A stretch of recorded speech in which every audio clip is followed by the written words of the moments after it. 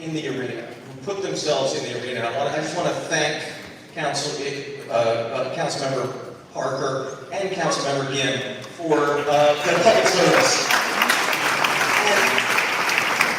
And I also, I've noticed a lot of council candidates in the office. If you're running for city council, can you stand? Let's acknowledge people who are running for city council. There are others too, I think. So they're putting themselves out there, and we're going to be critical of them, but we want to support them in their public service. So let's get to the panel, and we'll begin with 13 minutes. Judy Von Selnick, Helen Gym. Thank you.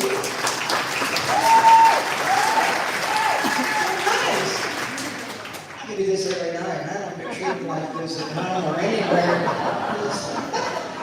I think being a politician would be fun. You guys. Helen, I just want to thank you, along with everybody else, for your great service. You've just been wonderful city councilwoman and just done a great job. And really appreciate your willing to risk running for mayor as a woman.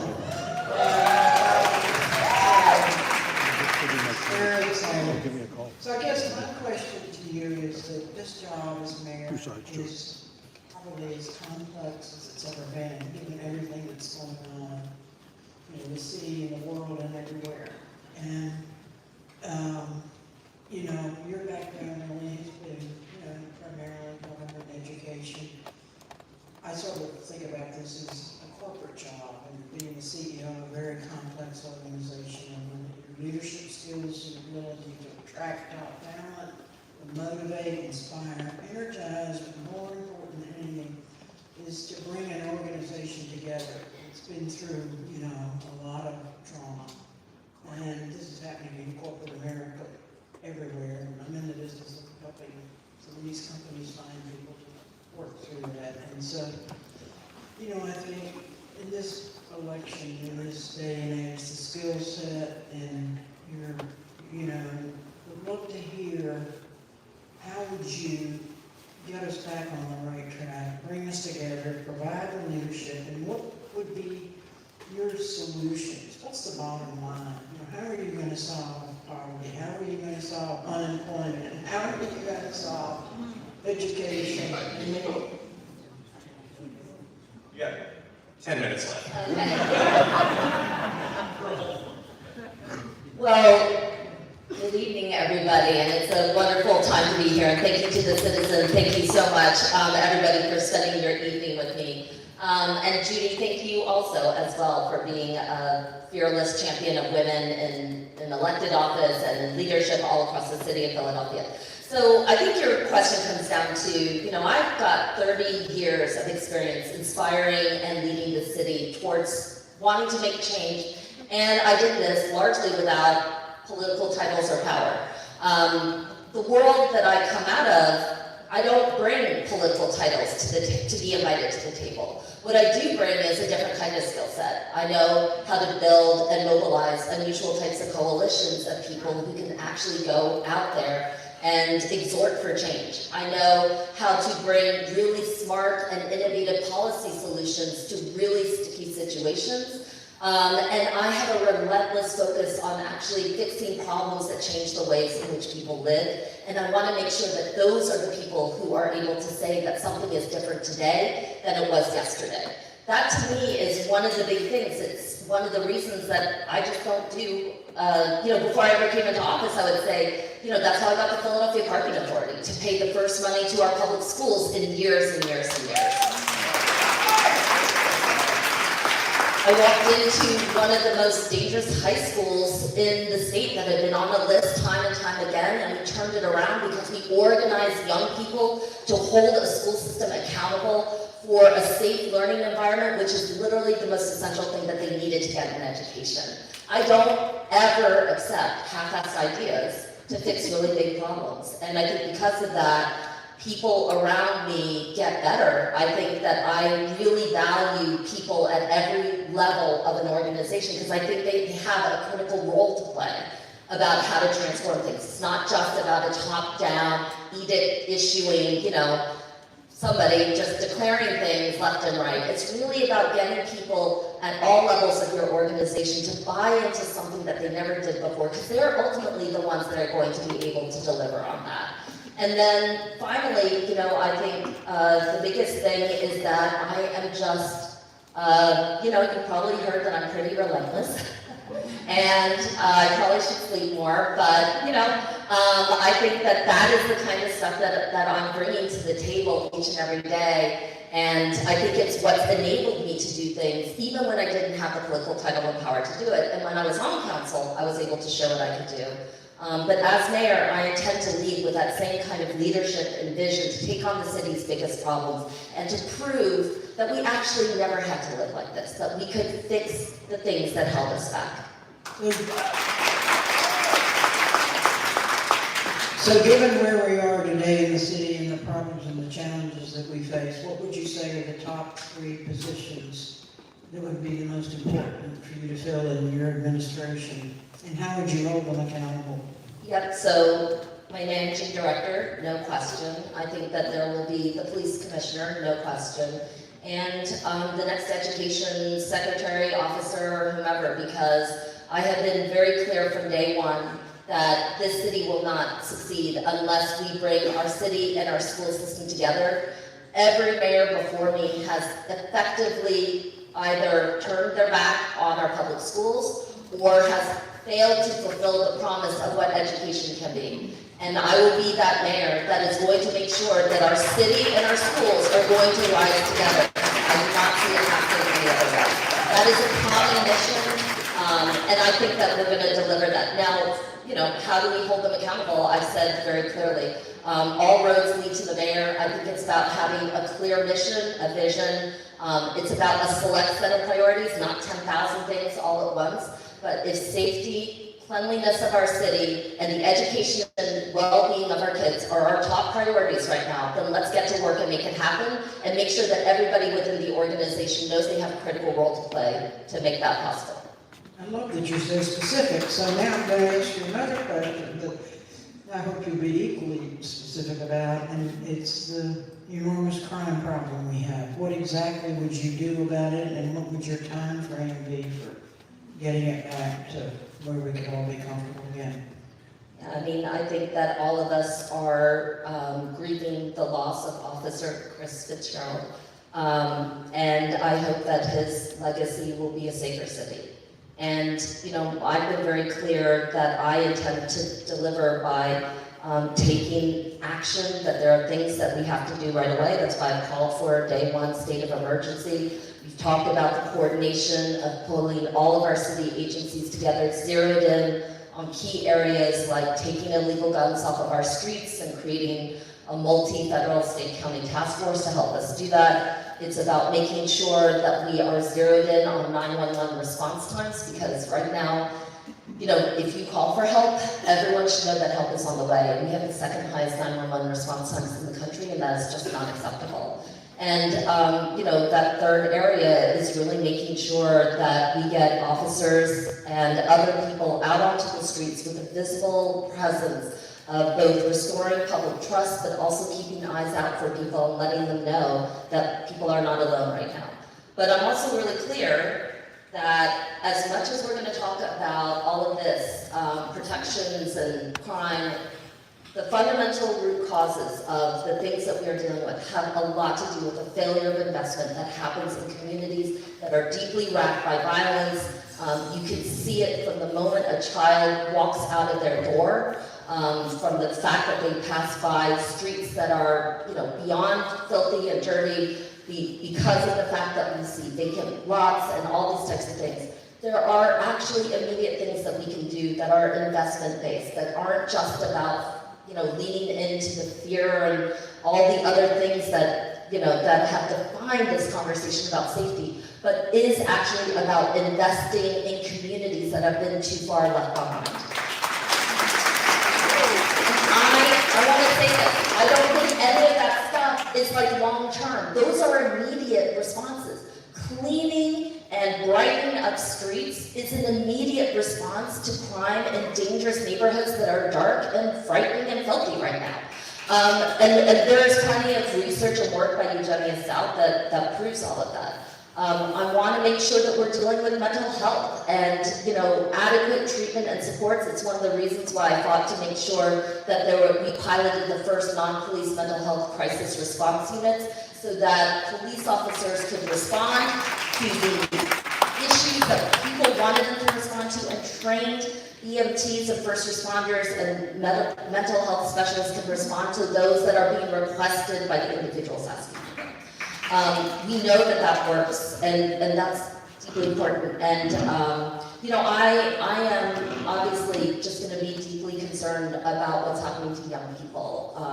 I think today, before we walked in, we just read about another 2 children who were harmed by gun violence on their way home from school, and it is shocking that we've had over 90 young people being hurt by gun violence since the year started. And I have been very clear that we just cannot have this. Parents cannot be afraid to send their children to school, and so I want to see our city zeroed in on safe passages to and from school so that children can be assured that they are safe heading and coming back from the most important institution to them, and that is getting their education. Thank you. One question, please. What do you see are the key obstacles that are preventing you making these changes, and why is it more happening? Why is this dragging on so much? I mean, what are we missing? And is it resources? Is it bad communications? I mean, why this has been going on far too long? What do you see as the challenges? What are you going to do to pick up the pace here? Picking up the pace is definitely something that I am always invested in and kind of known for procrastinating. I would say that a lot of the problems that we have in the city are largely because there are so many different agencies that are largely outside the purview of city control. When you talk about, and it's really almost every big thing that we can think of, whether it's housing, whether it's safety, whether it's education, you're talking about multiple agencies that are responsible that are largely outside of the direct control of the mayor. So the mayor's power and the mayor's responsibility right now is not just to convene, but to actually coordinate and mobilize people towards action and inspire them to be part of a unified response system, even if they may not be directly accountable to that mayor. That takes a very different skill set than what many people are used to be having. And I also think that it takes a different kind of leader. I have, since we just ended Eagle season, right? So, I think some people want to be somebody, like they just want to be a mayor. And I don't know, I sometimes think that some mayors think that they are quarterbacks on a team. And I've just never felt that, a mayor is the quarterback for me. It's not some kind of glass jaw Tom Brady type, who doesn't want to get hit. Like, to me, the mayor is your offensive line, right? You're taking the hits, you're making the tackles, and at the end of the day, your team runs through. Not you, but your team makes it across the finish line. And that is either your school kids, or it's people who deserve housing in the city, it's children who deserve a real opportunity, young people looking for a job, a parent asking themselves whether this is a place to call home. Like, to me, those are the people that have to make it across. And I do think that a lot of mayors maybe want to be somebody and don't realize how many hits you actually have to take in order for the city to rise. But I think I'm that kind of person. Great. Let's move on to Dr. Keith Leapart. Pleasure. Thank you. Good to see you, Dr. Helen. So I want to start off, and I think, many people would say that you are probably the most progressive candidate. Would you agree? We should keep talking. Okay.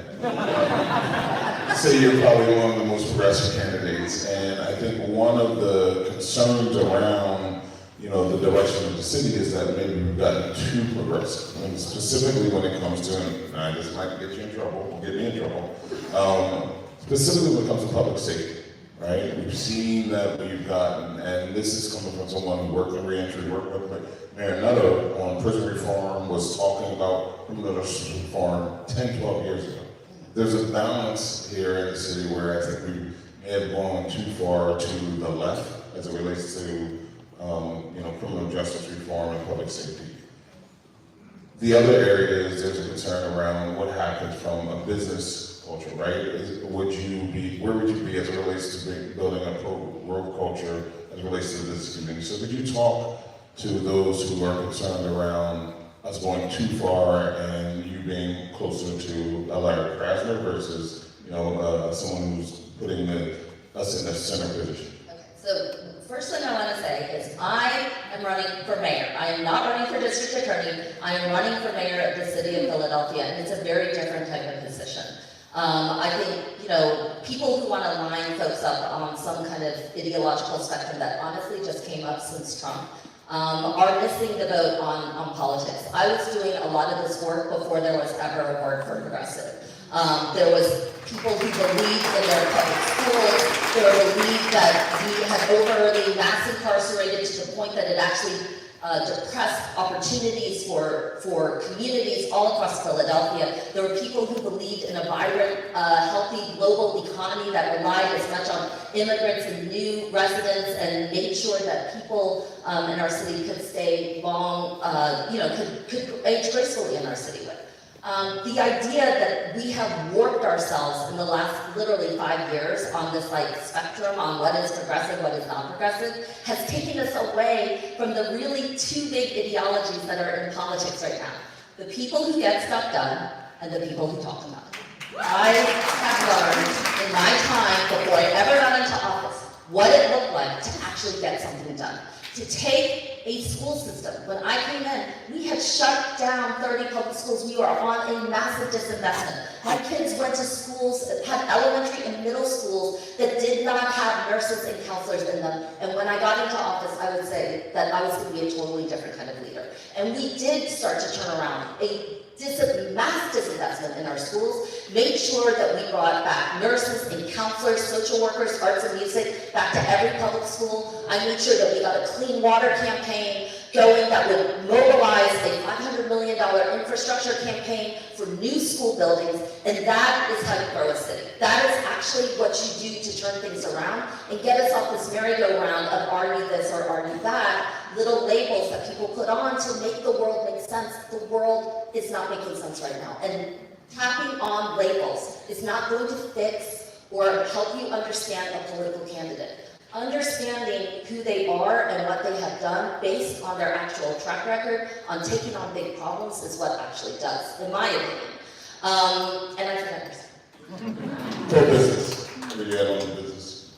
I believe in a flourishing business community. There is absolutely no way that our city doesn't grow unless we see our business community grow at all levels, small, middle, and large businesses as well. And I have been invested in growing our city. I'm very proud to be part of a group of people that have always said that we're going to grow our city by attracting new residents, by keeping the economy going and vibrant, by making sure that it's local and small and that we're reaching into communities all over Philadelphia, and that the defining mission for business for me is that opportunity. It's just got to say opportunity for all. And I believe that I have tried to lead that mission. I think I've helped grow Philadelphia. I think some of the communities that I've been part of have been part of the, significant growth. I'm very proud that, in the middle of the pandemic, we were able to do a census that proved that we were the fastest growing city in the Commonwealth, growing by over 80,000 now. We got to hang on to that. And it's very clear, for me at least, that we need to grow it, and I would say that a little bit more of my priority, especially in this post-COVID recovery environment where everything is really uncertain right now. The best way for me to attract jobs to Philadelphia is by making sure those employees in those companies actually want to live there. That is the difference, because companies can be located in many different places right now, but their employees have to live here. And I know that when I make Philadelphia desirable for Philadelphians, other people will want to see the city as much as we do. And I'm committed to doing that. So what are those things specifically you're pointing to make Philadelphia desirable for those businesses and those people to live? Yeah, so I don't think there's any question that there's a lot that we can do in terms of hanging up that welcome sign. I have heard from businesses plenty of times that our city is unwieldy and it is unresponsive, and I hope that I will do everything possible, as I have done with, with my other types of work, to be as responsive and welcoming and engaged with businesses all over. That includes making sure that the Commerce Department has a really healthy business services division. That's making sure that there are maybe, economic hubs in every neighborhood so people can go in, pay fines, address permits, get questions answered, resolve problems without having to see City Hall as a big black hole that sucks everything in.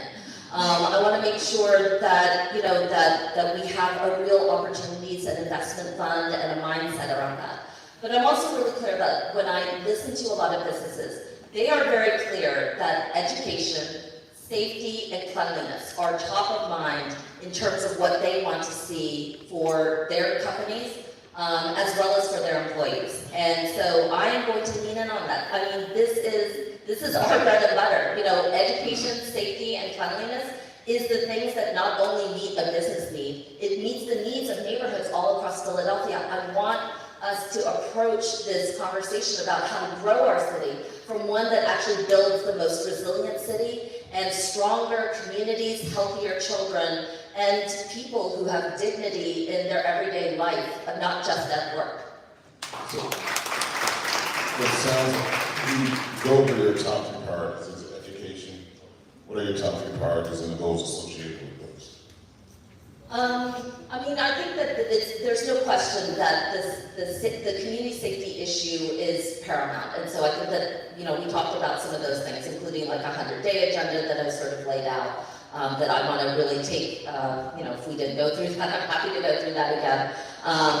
But as I said before, mayors have left our public school system behind, and I am not going to do that.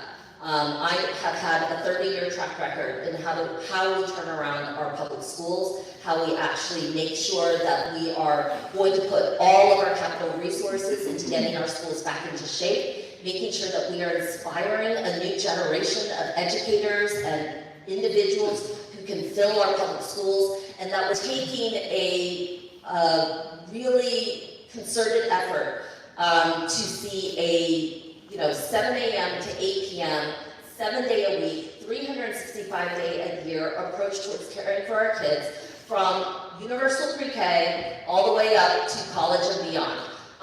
That's the mindset that we're going to have to do in order to make that promise to every family member, to every new parent who's asking about whether the city will be safe for them, or any 10-year-old that ever looks at you in the eye and says, is the city safe for me? And that answer has to be yes. This city is for you. It's all about you and your opportunities.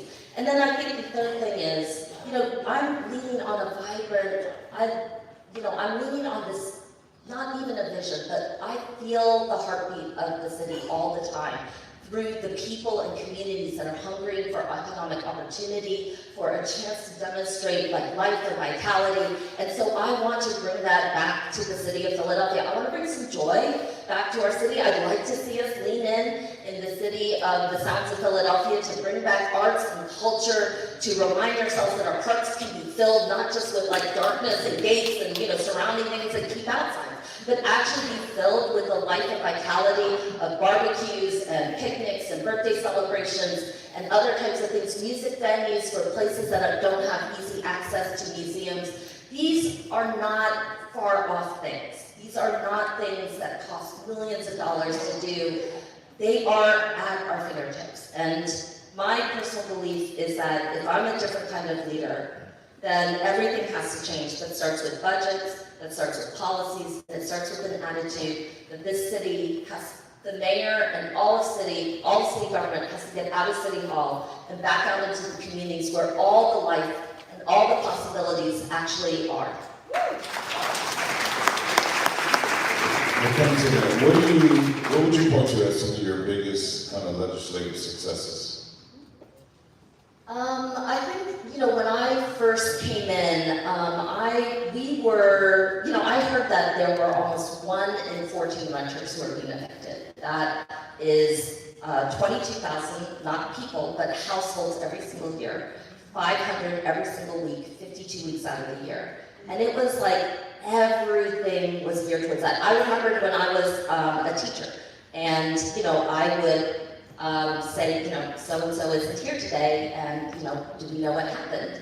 And the thing that always struck me was that it wasn't like a city official, it wasn't a school district official, it wasn't my principal who told me. It was like their classmate, is a 10-year-old that said, they got evicted, and so he's not coming to school anymore because they don't live here. And I have never forgotten what it meant to have a young child just be so disrupted like that. So when I came in and I heard and saw all these statistics, and I saw everything that we were doing just geared towards an eviction with no offering, no opportunity for anybody to say, hey, let's try and do something different. Everything was lined up against it. There were court systems, there was a sheriff's office, you had city agencies, laws that were on the books, and I had to figure out how to turn that around. And so, you don't go to the places where harm is being caused, because it's not a great place to start a conversation about how we're going to fix something. You go out to the people, and we held town halls and speak outs, and we put a face on people who are experiencing evictions, because they weren't random people. They aren't just a signer on a contract. They were women, they were mothers, they were caretakers of the disabled, the elderly, and of children. And as soon as we shone a face on them, as soon as we listened to them say what it meant to keep a roof over your head, or that a medical bill now threw you out of the house in a wheelchair and almost nothing else, I really found that everything changed. Like however people came into the conversation, they just reoriented themselves, and it was just different. And so those things started to open up. We started off with a pilot project, $500,000 to go for a tenant legal defense fund, and then it continued to grow. And when the pandemic hit, this is a question, like when crisis hits, what do we do? The principle was already clear. We keep our people housed, because that's what happens today. And we ended up building out one of the most successful eviction prevention programs in the country. We slashed evictions by 2/3. We kept 50,000 plus people housed every single year. We distributed $250 million in rent assistance to tens of thousands of landlords in what was probably the biggest rescue effort of a single industry in any time. And now today, 180 cities across 36 states, red and blue, progressive, whatever they want to call themselves, I'm sure they're not using the word progressive, copied what we started right here in Philadelphia. And look at a little better.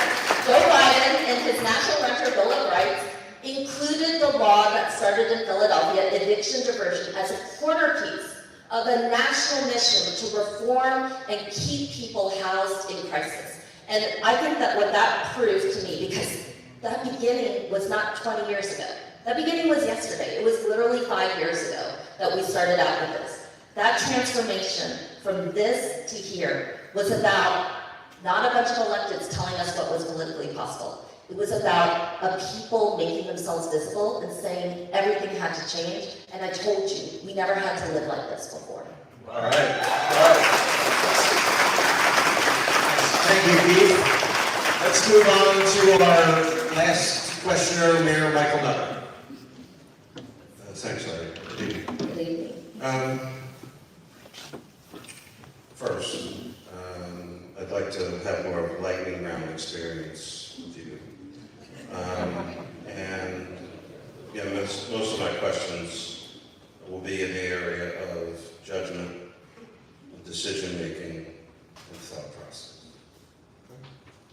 So, the School District of Philadelphia, somewhere in the last week, 10 days, actually sued the city, which seems rather unreal, if not dysfunctional, but I'm going to put that to the side.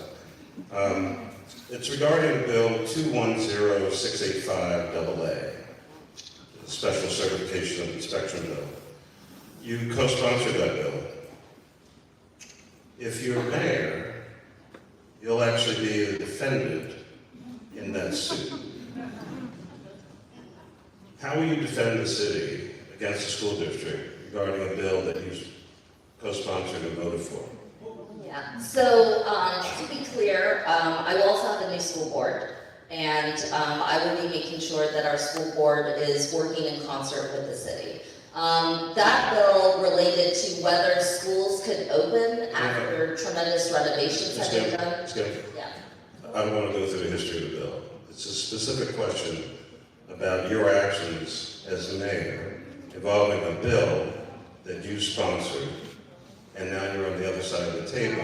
I'm trying to explain that, Mr. Mayor, because I think the context does matter, actually. So the school district of Philadelphia has also come under fire for the opening of dangerous schools that had, including asbestos, open asbestos lines, the prevalence of lead that actually poisoned a child, an elementary school child in the Northeast, and mold that has sent children to the emergency room in hospitals, including a teacher who is now suffering from a bizarre form of only asbestos-related cancer. I felt like the school district had failed, and I made it clear that our city is going to do what is necessary to enforce the safety and well-being so that every family, every parent knows that, and every educator and school staff know that when they walk into a building, this city is going to look out for them. We are not going to tolerate the poisoning and the destruction of people's lives in the name of, a bunch of whatever that they're suing over. And I also think that lawsuit is going to be resolved. I do not think it's healthy or safe for, the district to be standing on the position that it is. Okay. You voted against Bill 180888, commonly known as the Farmer Bill. In retrospect, do you think it was a mistake for you to vote against that bill when you potentially have either an actual or an appearance of conflict of interest, given that your husband at the time worked for AmerisourceBergen, which is one of the largest drug distributors in the country, recently settled a $6.1 billion settlement with the... Thank you for telling me my husband's job. I know what his job is. Let me finish the question. That's between the two of you. Given the massive nature of the opioid crisis across the country, and especially here in Philadelphia, Yes. should you have voted in that matter, or should you have abstained? Okay. So to be clear, only 5 people out of 17 voted for that bill. I'm asking- 12 out of 17 did not support that bill, including none of the mayoral candidates who are on council at the time. That bill was deeply flawed, and I think that there was ample evidence that it, My question was about actual or perceived conflict of interest, given your special relationship with the pharmaceutical industry. That's the question. So I understand, and as I said, I stand by that vote, as it was, because I think, it was very clear. No, it did not have support from a vast majority, a super majority of council. I understand. Okay. All right. The question was about recusal, but in an op-ed a few years ago, you said, as a charter school founder myself, I believe there is a discrete and limited role for charters within a vibrant public school system. Yet in many instances, you have actively proclaimed opposition to charter schools all across the city, and in some instances in Black and brown communities. Yet you are a charter school founder.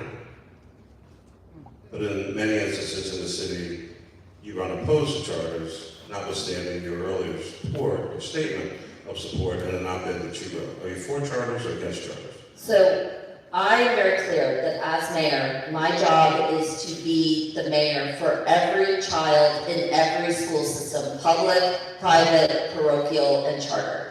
The charter world has changed dramatically over 30 years. I've been part of that conversation over a period of 30 years. And it has evolved over time. And as you would have seen in the time period when, under your administration, 30 public schools were shut down. And in return, charter schools at the same amount were expanded dramatically to replace those public Because the schools. students left those schools and the buildings were in terrible shape and the kids weren't getting a great education. And the school district was in financial crisis during the Great Recession. That's why those schools closed. Clarity, I'm referring to schools that you actually took as public and then converted directly over to charter. That's not the same. You mean what the superintendent did? You mean what the superintendent did? I supported his actions, but let's be, if you want to be technical about it, right? Yeah, we can At the time, we had a SRC, Yes, where we Board of Education that we had. So I have been very clear that yes, I oppose those types of practices. In fact, I worked with one of my colleagues on city council that proved that parents did not want to see that conversion when, under your school system, they were forced into a vote and to a horrible kind of situation where they were literally told they would get no funding or support if they remained public, but they would get all these resources if they went charter. I thought that was a warped conversation, and I felt like it was an important time for us to have a counterbalance, because fundamentally, people can say as much as they want. The mayor is directly responsible for the schools under district control. Those are the ones that I need to see in better shape than they were before. If there's any kind of critique of me or anything about me, I think that they would say that I'm one of the district's harshest critics. I have held that system to account for the failures that it has done in not appropriately educating young people and forcing them to seek literally any other option, many of which are very poor, because those schools are not in shape. As mayor, I am determined to make sure that our public schools come back to vitality and vibrancy, and that they are a deserving alternative in that choice landscape. And I think we also know that many of those schools, whether they were district schools or not, or parents seeking a different experience for their children. I'm only questioning the seeming potential contradiction in that you started a charter school, but then in many instances in Black and brown communities, you've been opposed to those charter schools. Where do those parents' voices get to be? They left the public school system. They didn't move to Kansas. They left the school system, walked past the neighborhood school, and went to another school. Yeah. So Just trying to understand the distinction here of starting your own, but being opposed to others. So, Mr. Mayor, here's what I would say, is that I probably wouldn't be on this stage if not for the decisions that occurred under your administration. We are very different people. No, I'm just saying we are very different people. And I always knew that when I came in and saw, my children suffered the consequences of not having nurses and counselors in their schools. My children suffered the consequences of seeing, parents that I was very close to suffer the consequences of seeing schools closed down in Black and brown neighborhoods, by the way, in public elementary schools, where there were whole swaths of the city that were now educational desert. So if you moved in there, you had no place to send your child to kindergarten. And I told myself, if I had the chance to be in a different position, I would show myself to be a different kind of leader. The fact that we see each other and we see things in vastly different lights, we are just in total disagreement. I would not be the same kind of leader who had done what I had witnessed at the time. And to be clear again, these are not, one day say one thing, another day say another. This was over 25 years of seeing a system evolve. The school that I started was in 2005.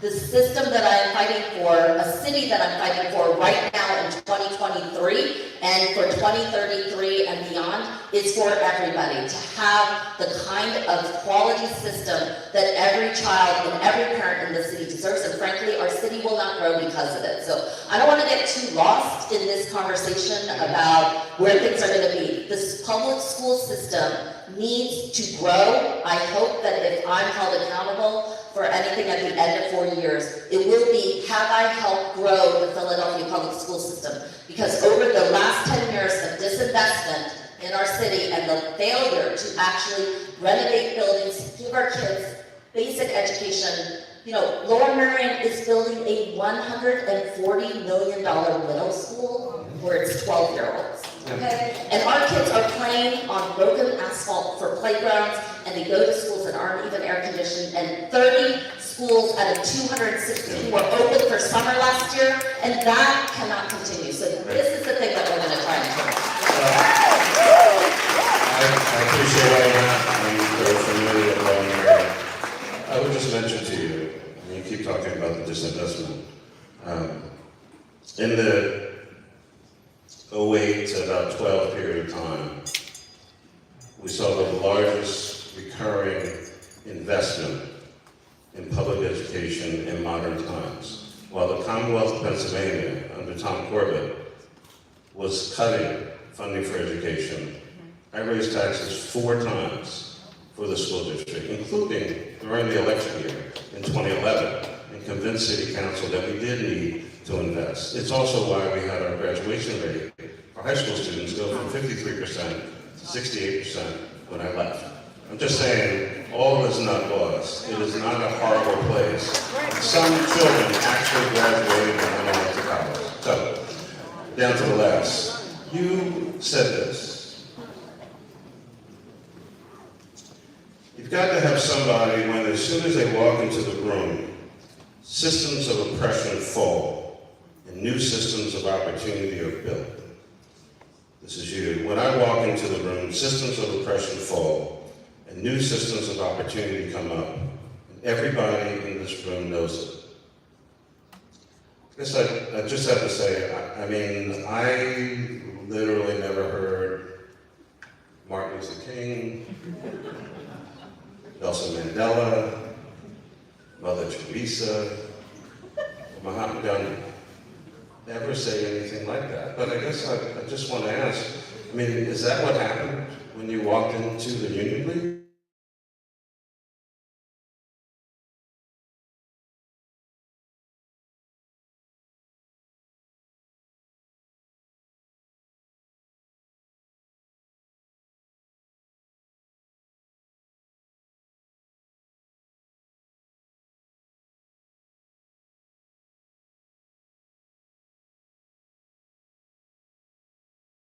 As a city. We have been ruled by an old, antiquated form of politics that have left us far too comfortable for far too long. And I am trying to turn that around. I'm obviously not taking credit and saying that I'm gonna, you know, do all this stuff. But yeah, is that my attitude when I come into a room? Absolutely fucking illegal. I mean, I am trying to stop terrible things from happening to people. And I am trying in its space. I literally said, systems of opportunity come up. Is that a threat to anybody here? Because if it is, we're in the wrong room. This is not the I was Philadelphia. trying to understand that everything was false when you walked in. I mean, these are your words. It's an interesting statement. Well, I think it is an attitude that I have. I did not come in here to hold and become a bench warmer. I'm not here after 4 terms on city council or whatever, multiple years of being a career elected. I came here to show people that we do not have to live like this, that we can actually fix the things that hold us back, and the most biggest thing that holds us back is us. It's not actually all these forces that are out there. It's the failure to get in and talk to communities, to tell and build a needs-based budget, to recognize that, no, I don't have enough money to fix everything in the world, but you know what I do have? I have a great idea, and I can leverage money. I can show you that we can topple an eviction system. You and everybody else will want to make that possible because a roof over somebody's head is literally the first step to stability and opportunity. And I will do that for education, and I'm going to do that for job opportunity, and I'm going to do that for our mental health and well-being, to bring our kids back to freaking life, and I'm going to do that to bring this city into the modern era and stop giving us has the same tired solutions that hold people back all the time. All right. Love this. Let's go to Charles Ellison for, how are we doing on time here? We're pretty good for 5 to 8 minutes of questions. 8 minutes, all right. Oh, 7. We'll settle at 7. All right. All right, 8. Take it. Yeah, thank you. All right, good evening, Councilman. How you doing? Thank you, Charles. What's up? Good to see All you. right, good to see you. Okay, these are questions from the audience. What data points should Philadelphia residents use to measure quality of life? So I think life expectancy, health and well-being, that is very important to me. I think it's profoundly essential, and I'm glad that Dr. Lee Hart, you're here on this stage, because honestly, I don't think we've talked enough about health. But, you know, it is horrifying. The life expectancy differences between 2 zip codes less than half a mile apart can be, you know, 20 to 25 years or more. And we're the largest city in the country that doesn't even have a public hospital network. So yes, I am going to make life expectancy and the health and well-being of people of all ages to be a #1 priority for me. I want to make sure that whether it's a young teenager living in North Philadelphia or whether it is a mom who is trying to get health care from an institution for her baby to be born healthy and whole, that those things are measured and that we are held accountable to that as a city. I think there's no question that I'm going to be focused in on and to me that's related directly to safety. It's just that, you know, homicides and these things, I need not just for homicides to go down, I need the health and well-being of individuals to rise. Because those two things, you can see the homicides go down and you cannot see an improvement in health and well-being of our neighborhoods and communities. I've got to see that truly rise, and then I know we'll be a better city. Education and the education of our young people, absolutely. And then I would like to see a 50% growth in the number of businesses that are here in Philadelphia as well. Okay, next question. Philadelphia is still technically a majority black city. Are you pro-black? What will you do specifically for black people? Well, I'm very proud to have had all of my policy agendas in City Council led by a black woman. I'm very proud that my outreach and all of my work in terms of reaching people have been led for my City Council body by black leaders. I'm very proud that everything that I have, all the work that we've done, whether it's around schools or around eviction prevention or the fight for a fair work week and basic labor rights that are due to people, have been led by black and brown people all over the city of Philadelphia. So that answer is yes. I am pro-black. I hope that I can demonstrate it, and I hope that it's not just me up here saying it, but that it's a 30-year track record of having done it.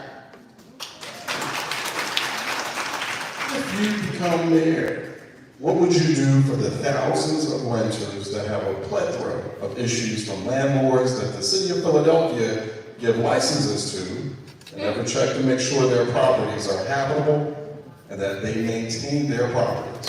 Yes, thank you for asking that question from anyone in the audience. So, Philadelphia has to change. We are a city that has, a lot of new renters. In fact, I think we've tipped over 50%.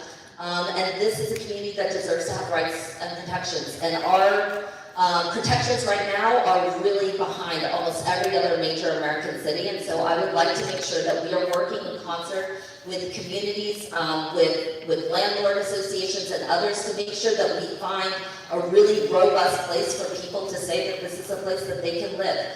I do think I'm very proud of the work that we've done on the eviction prevention work. It's not just about stopping evictions. We've created over 4 years a bi-monthly table that continues to meet on a regular basis. It has a large group of advocates, city agencies, landlord associations that are continuing to figure out this landscape. I do hope that we have a vibrant city council and a new leadership within the administration that takes on the challenges of rising rents and other types of things and makes sure that we are building a city that remains affordable, that remains housing first, and that we ensure that the people who really need and are priced out of markets are going to find a place to call home.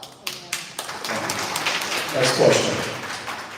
Your stance is anti-charter school, but you started a charter school that benefited your kids. You claimed to condemn the Union League, but then you attended an event there. These are two examples of your hypocrisy. How can Philadelphians, and especially Black Philadelphians, trust you? Yes. So I would say I'm pro-public education, and I'm pro-education and pro-child. And what I will say is that, as I said before about the Union League, I have made it very clear that attending an event there sent the wrong message. And I have fought for safe and inclusive spaces all my life. I have fought Ron DeSantis' policies long before they ever made their way over to the Union League. I have a lifetime of fighting for immigrant rights, for civil and voting rights here in the city of Philadelphia, for making sure that there are protections for LGBT and especially trans youth. And I will continue as mayor to make sure that Ron DeSantis' policies never ever become normalized in this city that we call home. And I hope I have the grace to be judged on a track record of 30 years. We will let people decide that. What will you do in the first 100 days to address the drug crisis in Kensington?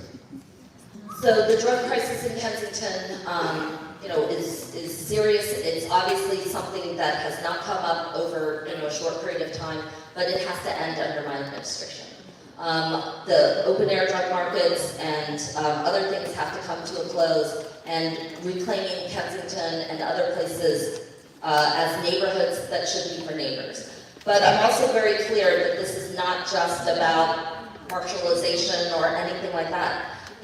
What Kensington lacks and what cities all across the Philadelphia lack is a real investment in those communities. So for my 100 days, I hope the first things that people see are, one, we are cleaning up right away, that we are delivering city services. I think every civic and public space is immediately opened up and put into vibrant use. That includes making sure that McPherson Square is maybe an outpost or another part of City Hall. It's making sure that our neighbors there know that I don't consider Kensington just be a Kensington problem. It's not only just a city problem, it's a regional issue, and I'm going to try to work with communities and members there to make sure that happens. But I am also going to emphasize, especially for this community, because there was a really powerful story written in the former public school notebook, Chalkbeat, about elementary school kids who are walking to and from Gloria Casara's elementary school. And these are children who are, they're in kindergarten and 10 years old, and they are articulating out some of the things that they are witnessing. I want safe passage to and from school. And if that means that we're using SEPTA or new school buses to get kids moving back and forth, or if we're utilizing SEPTA, town watches, our police department, and our school district, to say that this city shuts down between 7 to 9 a.m. and 3 to 5 p.m. so that our kids know that all eyes are on them, and that at least for this amount of time, if we stop what we're doing and we make sure our kids get to and from school safely, I don't think we're just a safer city. I think we're a better society. One more. In May last year, Philadelphians voted by a margin of 72-28% to approve an amendment to the Home Rule Charter to expand and place qualifications on the Zoning Board of Adjustment. Did you support this measure? And how do you see it impacting the city during your term as mayor? So I think that one of the things that I hope we can do with zoning, which is a very complicated issue in the city of Philadelphia, again, I want our city to be seen in a much more proactive, unified, aggressively planned light. I would like us to have common rules that go across communities and neighborhoods. I would like to see developers held accountable for the promises that they make in any kind of thing, and not to see parcel by parcel kinds of exceptions to things. It's as mayor, I hope that the strength of our city will be the ability to not have things be just parcel by parcel zoning. We'll rely on a really strong mayor who is able to deliver a really strong vision on planning, development, protections for communities, so that we can remain long-term here, but also allow vibrant growth, because we got to grow Philadelphia, and we can't be afraid of any of that. All right. Thank you. Thank you, Charles. Thank you for URD, and thank you, former Councilman. Thank you, everybody. For your public service. I have one last question for you. I've asked everyone this. If elected mayor, would you come back to a room like this with these people for an annual performance review? If the room is like this, absolutely. All right. Thank you all. Check back to the citizen, because we like